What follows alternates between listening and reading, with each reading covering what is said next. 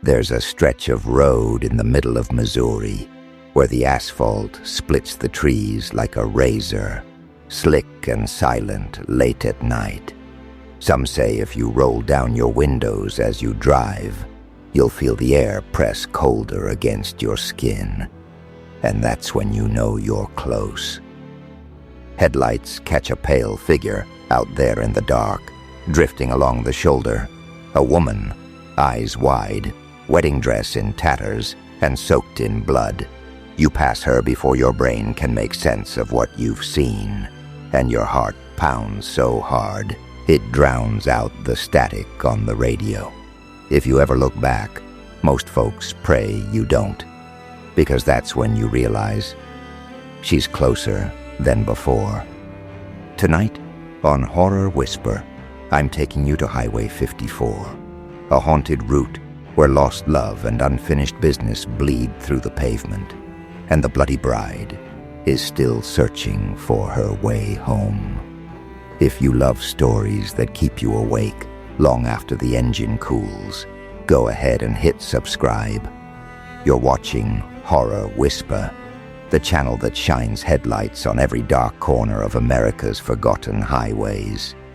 We chase what follows you, even after you think you've left it miles behind. So, buckle up.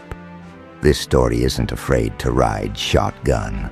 Highway 54 winds through the Ozarks, cutting across rolling fields and shadow-soaked forest in the heart of Missouri. By day, it looks like any other ribbon of concrete, but ask anyone who drives it after dark. Truckers with graying beards, couples heading home from late dinners, college kids daring each other to chase ghosts, and you'll hear the same story. A bride, alone and blood-drenched, appears from out of nowhere.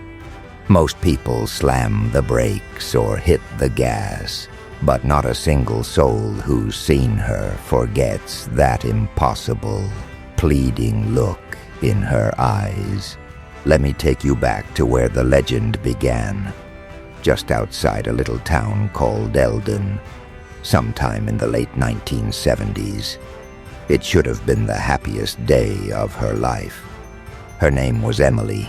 Small town, parents who owned the local diner, engaged to her high school sweetheart, Mark. People who still remember her will tell you she lit up every room she walked into. The wedding was everything folks dreamed of. White dress, open bar, that old barn strung with Christmas lights and paper flowers. After the toasts and the dancing, the couple, still in their wedding outfits, slipped out for a drive before the reception was done. Just the two of them, hearts so full they felt almost bulletproof. But they were young, and the night was wet.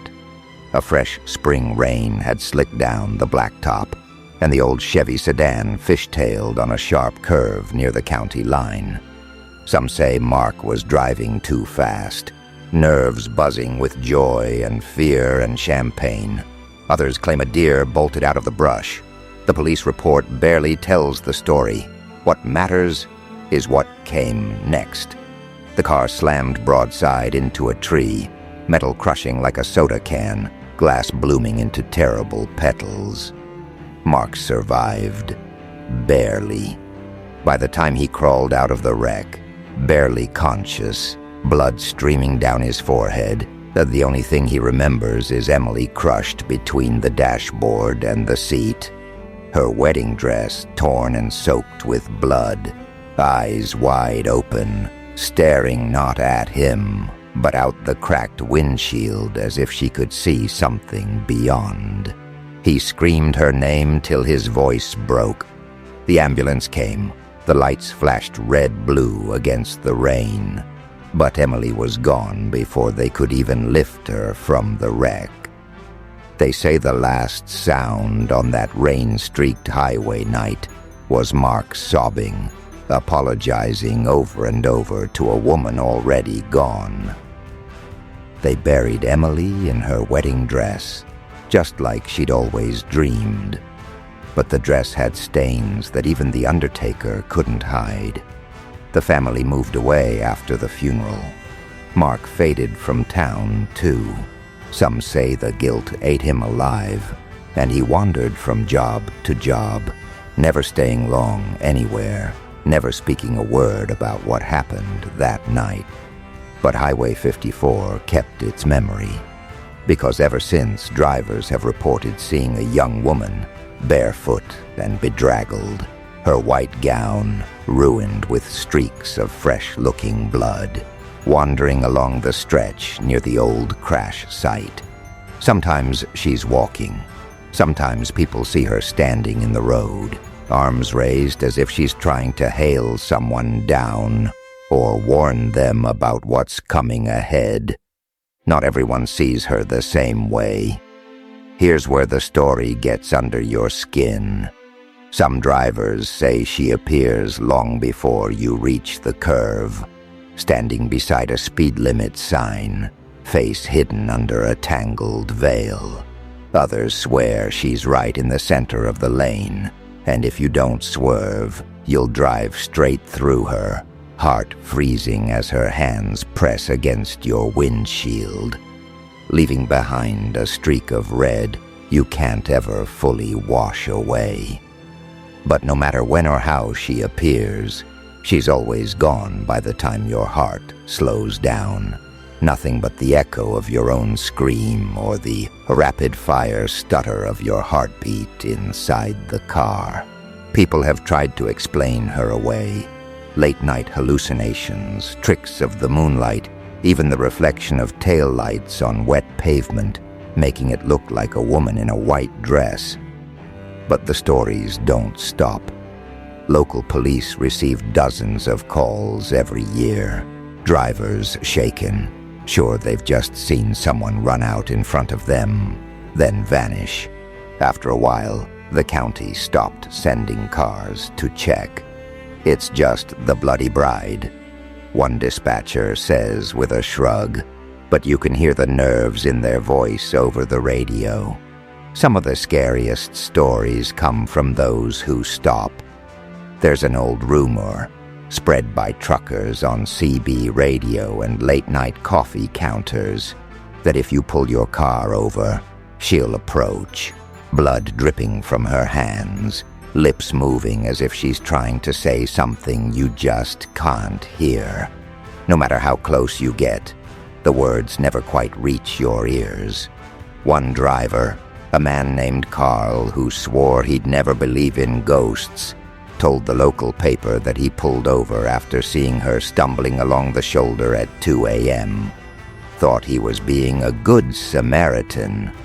As he rolled down his window, he said he saw her face up close, for just a split second, mouth open in a scream, eyes full of heartbreak, and the smell of fresh blood so thick he gagged and hit the gas. Then there are the locals who live nearby, the ones who avoid that stretch at night. Never mind what GPS or Google Maps suggest is the fastest route home. Kids dare each other to sneak out and look for the bloody bride. They leave cheap bouquets at the crash site, sometimes even wedding veils or little plastic rings as peace offerings. At least a dozen people have left notes, handwritten confessions or apologies, asking for forgiveness for things only they know. But the most unnerving thing, the bloody bride of Highway 54 doesn't just haunt the road, she haunts the people who see her. More than one driver after their encounter reported strange dreams for weeks, waking up in a cold sweat, heart racing, the sound of a woman crying in their ears. One woman, a teacher passing through on her way to a conference, claims she started finding bloody fingerprints on her bathroom mirror for days after she saw the bride walk past her headlights. She finally threw her dress shoes away, convinced she was bringing something with her from the highway every time she laced them up. If you think these are just stories for scare-hungry teenagers, listen up. The legends made it into police records, local TV, and even a handful of national news sites around Halloween. But the chilling part is how recent some encounters are. In 2017, a man driving home from work late at night swerved at the last minute to avoid a woman standing in the middle of the road near the old crash site. He was sure he'd hit her. When he stopped and ran back, there was no one there, but he found a single bloody handprint on his hood. He drove the rest of the way home, shaking so badly he nearly crashed again. The mystery is deeper than just a ghost story. Some locals whisper that Emily's spirit isn't just lost, but angry, anchored by shock and betrayal, destined to relive the last moments of terror over and over. Others believe the spot where she died is a thin place, a tear in reality left open by the pain of such sudden, senseless loss. They say her wedding dress, soaked in her own blood and sealed forever in the ground, is a key, a beacon for the restless and broken-hearted. Think about this. Every wedding dress is a symbol of hope, a bright white promise that the future can still be pure. When it's turned crimson by violence and heartbreak, it's not just the death of a person, but the death of a dream. Maybe that's why she can't let go. Maybe that's why she walks, looking for something, closure, justice, a groom she'll never see again. And here's what keeps the story alive. Every few years, there's another wreck on that same stretch of Highway 54. Maybe it's coincidence. Maybe it's drivers distracted by rumors, taking curves too fast as they look over their shoulder for the ghostly bride. Or maybe the place is cursed in the only way that truly matters. A tragedy so deep, it's still reaching out, grabbing hold of the living and shaking them by the collar. The more people talk, the more real she becomes.